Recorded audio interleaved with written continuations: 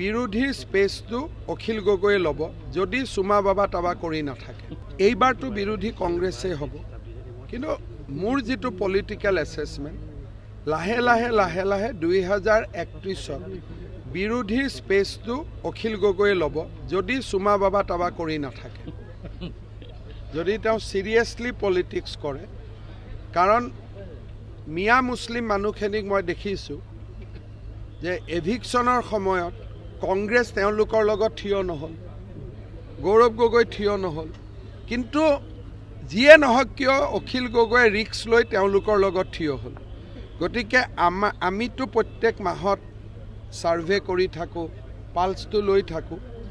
আমি দেখিছোঁ যে মুছলিম মানুহখিনিয়ে মোটামুটি কংগ্ৰেছতকৈ অখিলৰ প্ৰতি তেওঁলোকৰ বিশ্বাসটো বেছি আছে, কিন্তু 26ত নহ'ব, কাৰণ তেওঁ সংগঠন নাই বা বেকআপ নাই।